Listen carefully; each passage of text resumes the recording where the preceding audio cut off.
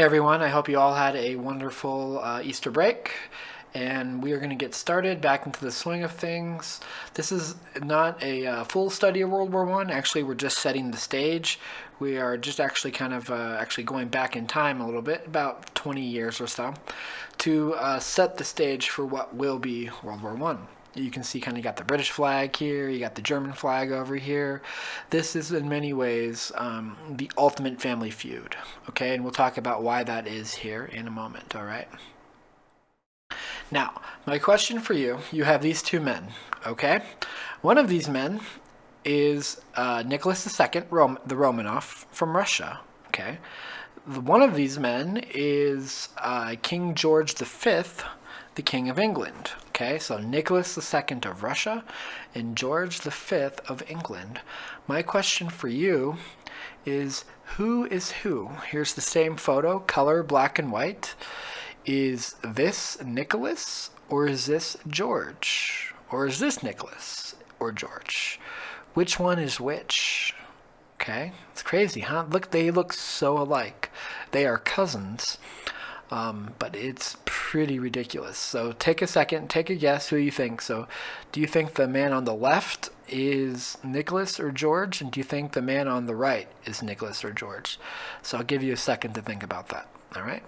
And to make things a little bit more complicated for you, I'll throw you a bone. Right here, this is their other cousin who looks similar. I know he doesn't have their manly beards, but he's got that crazy mustache. A handlebar mustache. Looks like a bicycle. Anyways, he is Wilhelm, Kaiser Wilhelm. Kaiser, again, means the German word for Caesar. So you have Tsar, which means Caesar.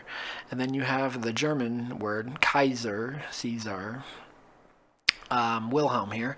He is their cousin. He might look a little bit more like him if he had the beard, I guess, but he's right there as well. So, did you make up your mind? Who did you pick? Because this is Nicholas of Russia, this is Wilhelm of Germany, and this is George of England. So going back to our photo, the man in white is King George V. The man on the left, that is the King of Russia, the Tsar of Russia, Nicholas II. If you didn't know, it's Russia, it's cold. The fur coat and the fur hat maybe should have given you a clue, just, something to think about. Anyways, these three men are going to be the primary actors in our World War I event, okay? They are going to... That's crazy. How would you have a bird on your head? But these three men are going to pretty much precipitate everything that is going to lead into World War I. I know we're always taught about Archduke Ferdinand and his assassination, which we'll get to, obviously. But he's just the domino, okay? He's the salad. He's the first thing you do. These three men are going to be the main course. This is the meat and potatoes of what will be the deadliest war in world history up until World War II. Remember, World War II hasn't happened yet. So World War I, it wasn't called World War I yet. It was just called the Great War, or the War to End All Wars, which sadly it wasn't. But having said that, these three men are going to be the main impetuses of that war, and they are cousins. So this is like an ultimate family fight. How are they related? They are related to this woman right here, Queen Victoria. Now, boys, I know what you're thinking. That is quite the woman. She is quite the looker. Stop drooling, boys. Pay attention, all right? I know, she's so beautiful. You can't resist her. However, pull out your pencils because this is where we need to start writing things down, okay? Queen Victoria, she reigned for 63 years as queen, okay? Almost 64 years, 63 years and 7 months, until her death in 1901. She was born like in 1820-something. She was 81 years old when she died, okay? That is insane, especially back in the time in the 1800s before they had, modern day medical technology to live that long. Pretty crazy. She had 9 children before her husband died. She and her husband were married for about 20 years, from about 1840 to 1860. She had 42 grandkids. All right?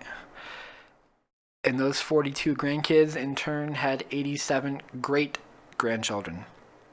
That is ridiculous. That is a really big family. And when many of those children and grandchildren and great grandchildren all grew up, well, they're royals. What do royals do? Royals marry other royals. The problem with this is many of the families of Europe were already related. Before they got married, they were already first cousins, second cousins, third cousins. It was very incestuous. It was very, think like not quite as bad as like what it was in ancient Egypt, but the European royal families, you are related to everyone. She may be your wife, but she's probably also your cousin, 2 or 3 times removed. It is crazy how inbred the royal families of Europe are. Unfortunately, as you may know, that creates a very poor gene pool, which makes diseases and disorders like hemophilia extremely common. So again, in many ways, World War I is the ultimate family feud. Several dozen of these kids and grandkids are going to fight in World War I. Some of them will live, some of them will die, but it is fighting all over Europe. It is crazy when you stop and think about it. But they're all related to her. Just a fun side note, Victoria was the longest queen who ever lived, in England at least, in the country of England, the longest monarch, male, female, king or queen. She ruled for, again, 63 years. That's insane. It was actually just recently in British history in 2015 that Elizabeth finally surpassed her. Today, Elizabeth is 93 years old, and she is now in her 68th year as queen. It'll be 68 years in September of 2020. So this is her giant family. This was a sketch done of all of them back in the late 1800s and 1890 something, I think, just to give you an idea of how freaking large this family was. Crazy, crazy, crazy, crazy. All right, hemophilia. We talked about this last week. Again, don't Matthew, they're not Pokemon balls. The squares represent males and the circles represent females. Okay, if it's a half a red circle, that means that woman had the hemophilia gene. She was a carrier. Okay, and like I said last week with that PowerPoint about Alexei, hemophilia passes from mother to children. If it passes from mother to daughter, it's no big deal. The bleeding will not be a problem for mother or for daughter. However, if it passes from mother to son, that's a problem, because this is a disease that only influences men. Okay, so you can see here that Queen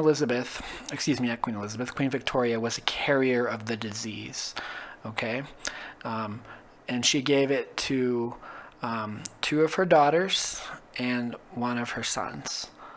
Okay, and that got passed along from daughters, and these sons who got it, they all had hemophilia. So you have the great grandmother of Queen Victoria, the great grandson of Queen Victoria, Alexei, her grandson, of course, being Nicholas II. He and his wife,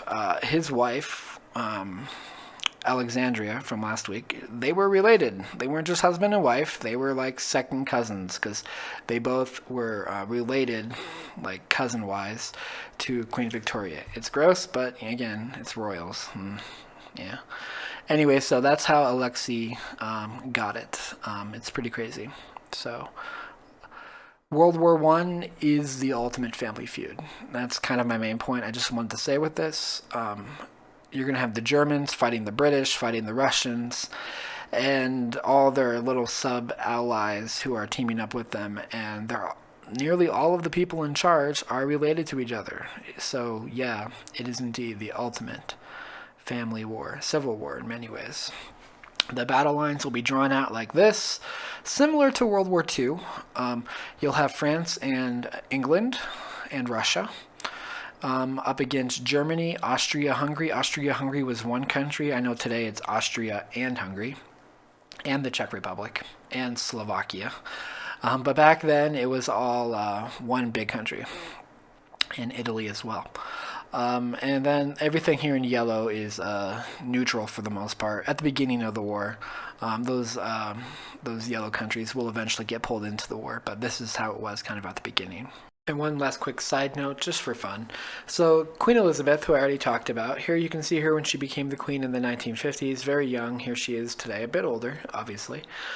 She is, like I said, she is the oldest living monarch. Her father is King George VI.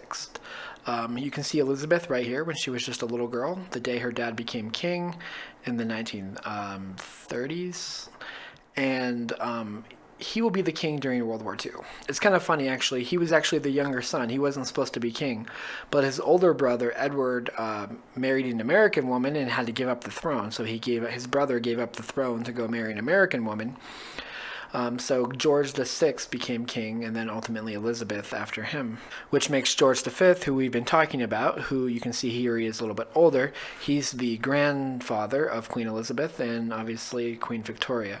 So Queen Elizabeth is the great-granddaughter of Queen Victoria, which is pretty cool when you stop and think about it, that they're that closely connected because both women lived for so long. Pretty crazy. Of course, of all the families, this family obviously is going to suffer the worst because the communists are going to come up and slaughter all of them in the basement, unfortunately, because that's what communists do. They're evil. And so this branch of that royal family line will be cut off, and very, very tragically. But that is our introduction to World War I. Just wanted to let you know about the family stuff and how this was not just a war between nations, but this was a war between families. There will be a quiz on this. We'll be doing it in a new way than how I had you take a quiz last time, and all of that information will be explained when I post it on Seesaw. All right, have a great day. God bless you guys.